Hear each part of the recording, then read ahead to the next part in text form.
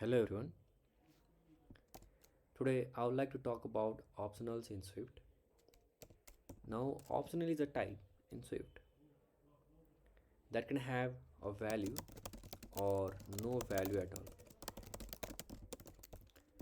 For value, it can have different types like primitive, custom types.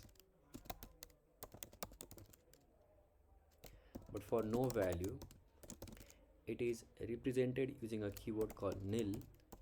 That means it has no value at all. Now, for example, I can give an address line which is of optional type, and to represent the optional type we write the type and put a question mark after it. Now this means I can assign it a value address line called string, I can assign it a string, or I can assign it no value called nil. Right, now if I try to print this address line before assigning it a nil and run it, it will print it is optional type, it has value string.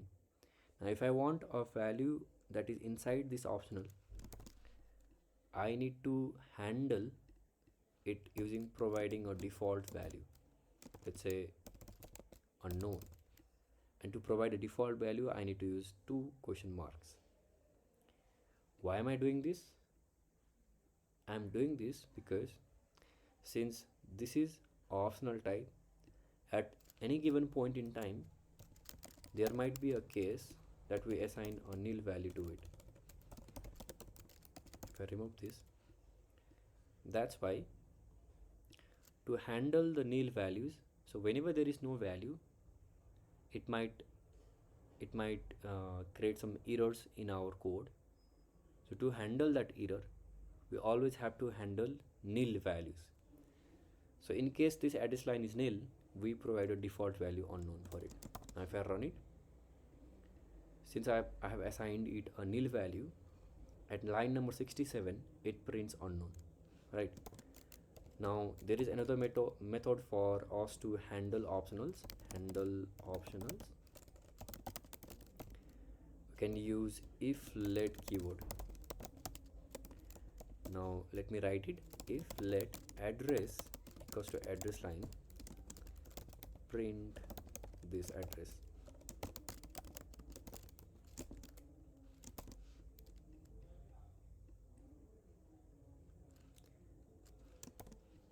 What am I doing in this line?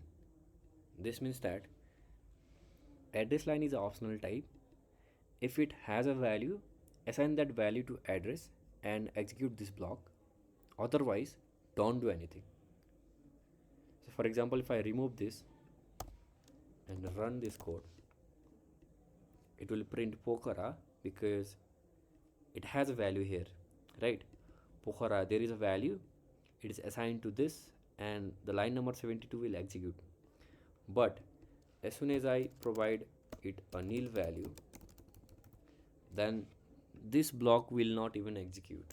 So it will print nothing at all, right? So that's all you have to know about optionals in Swift. It is quite handy if you want the user to provide a value or no value at all. And thank you for listening.